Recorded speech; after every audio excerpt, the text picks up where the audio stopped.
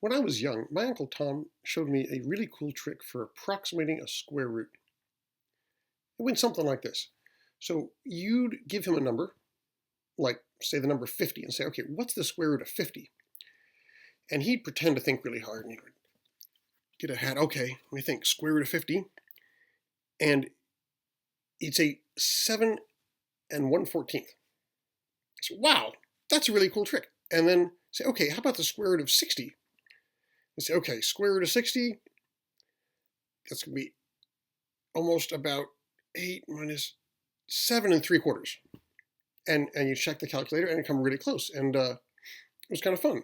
So here's what he was doing. I'll tell you what he's doing in his head. Don't need the hat.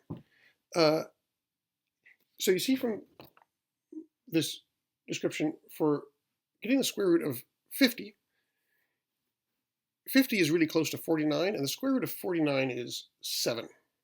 So we know we need a little more, and we'd add 1/14. We had 1/14 because we only want one more than 49, and it'd be 14ths because 7 was the number of the square root nearby, that is 49, that we knew, and so we'd multiply 7 times 2 for 14ths.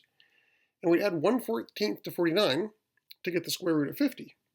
If we wanted to estimate the square root of 51, we'd add 2/14, or 3/14 for the square root of 52. Likewise, for the square root of 64, we know that, the square root of 60, we know that the square root of 64 is 8, and 60 is just 4 less than 64.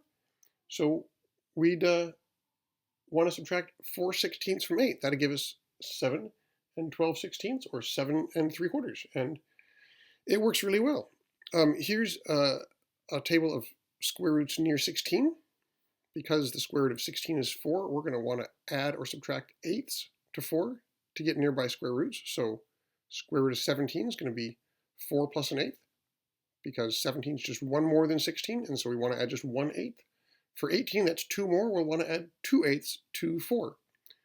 And one last page. This page is square roots near 5, and it's near 25, that is. And so if we want the square root of 26, that's going to be 5.1. Just 1/10 more than 5, and you can see from the table, it's really close to the actual square root of 26.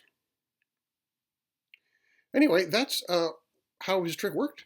And if this is interesting, you got to check out the next video, because in the next video I'll explain exactly how it worked, and I'll explain it the same way my Uncle Tom explained it to me.